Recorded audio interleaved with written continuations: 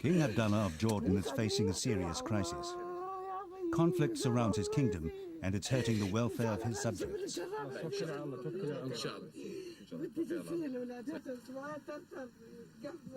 On this particular night, he visits one of the growing number of poverty-stricken families within Jordan. Being king brings upon tremendous responsibilities. As I said earlier that I had a family of three, my wife and my two children. Now I have a family of close to 5 million. That is a responsibility of being a king, to be able to look after one's people and to bring whatever good there is out there to improve their lives. That is, I think, the true essence of being a king, and this is something that I learned from His late Majesty King Hussein, and he learned from his father and his father. Tourism has been wiped out, investment stopped, unemployment is rising. The reason? The ongoing conflict between Palestinians and Israel on Jordan's western border, and the threat of massive confrontation between the United States and Iraq on the eastern frontier have stifled trade and eliminated jobs. On the streets of the capital, Amman, King Abdullah's portrait is often shown along with that of his late father, King Hussein. It's no coincidence. Throughout his long reign, King Hussein managed to steer his kingdom to stability and peace, despite the instability and war that surrounded Jordan.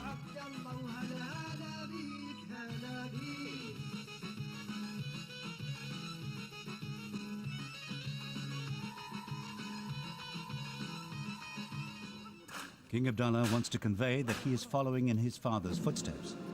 While the king is essentially a Hashemite Bedouin, most of his subjects are actually Palestinians holding Jordanian citizenship.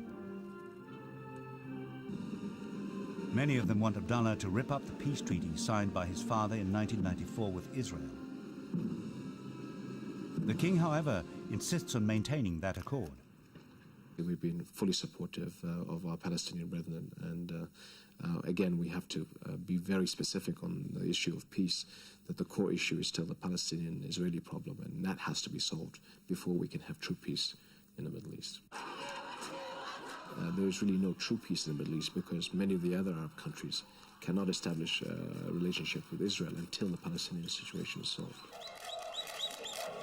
As in other monarchies, blood lineage is an effective political tool in Jordan. Queen Rania is a Palestinian. She has led marches in support of the Palestinians in the streets of Amman.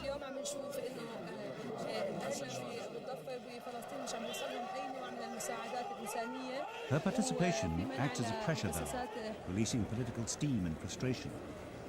It also gives King Abdullah important leverage to keep his peace treaty with Israel.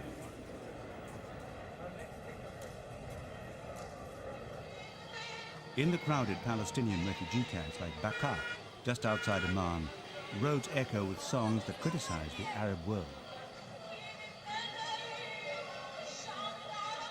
The lyrics ask, where are the Arabs? Where is their support in the fight against Israel?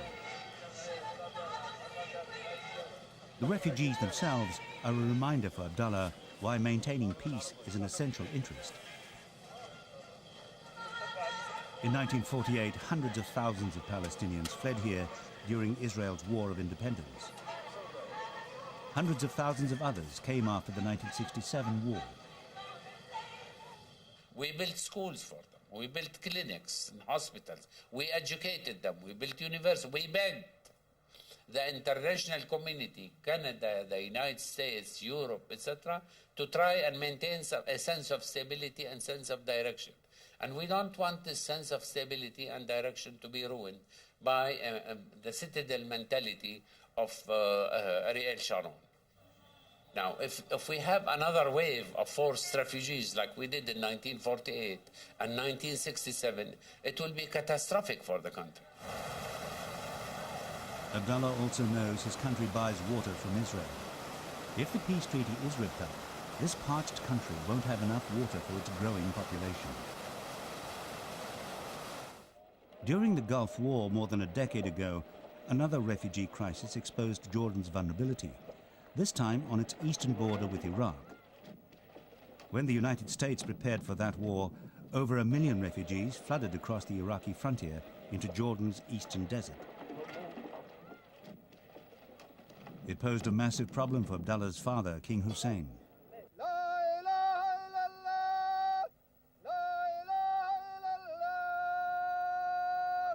After accepting hundreds of thousands of Palestinians in 1948 and 1967, Jordan had to find work and homes for 300,000 Jordanian citizens expelled from Gulf states because of the crisis.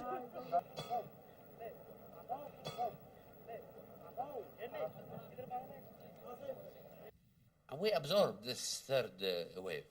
Another fourth, we don't have the water, for God's sakes.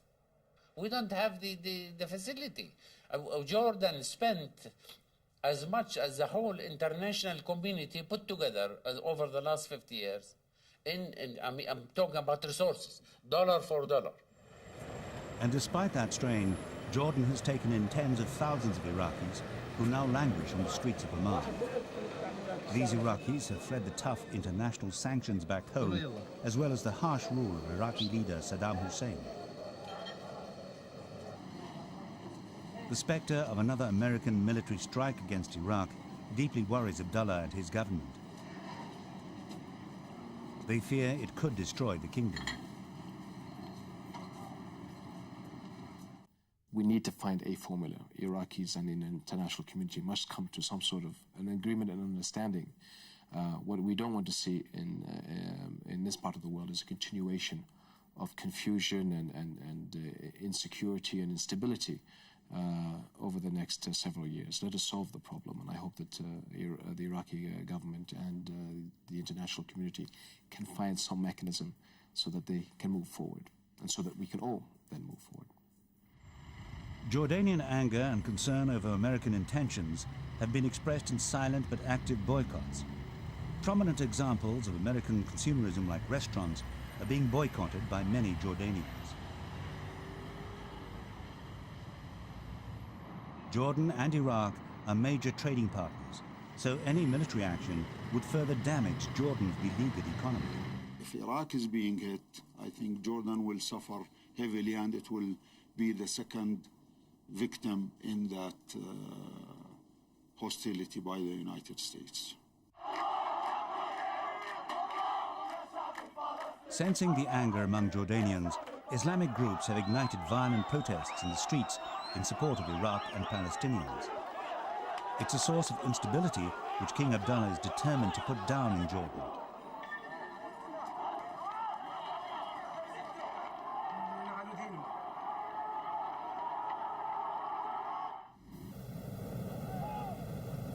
To meet that challenge, Abdullah has forged strong bonds with the military. His father, King Hussein, chose Abdullah to follow him over Crown Prince Hassan because Abdullah could command the respect of the military.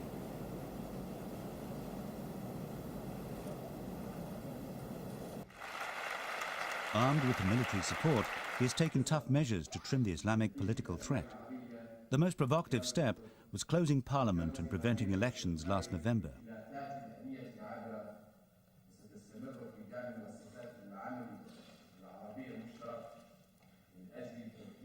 It's a move that has sparked criticism among Jordanian parliamentarians. I think it is wrong. In fact, it is unconstitutional. So elections should take place because a major element for stability in Jordan is the progressiveness and the continuation of political life and parliamentary life. The government should not assume the role of the legislative branch. Critics say Abdullah won't be able to postpone elections forever. They argue that putting off a vote adds to the radical support. Abdullah and his wife, Queen Rania, are the sparkling jewels of Jordanian society. But the king is also very much respected in Washington, London, Paris, and other Western capitals. While President Bush may criticize the lack of democratic institutions and elections within Yasser Arafat's Palestinian Authority, the US government hasn't been critical of Abdullah's postponement of parliamentary elections. A stable Jordan is very much in Western interests.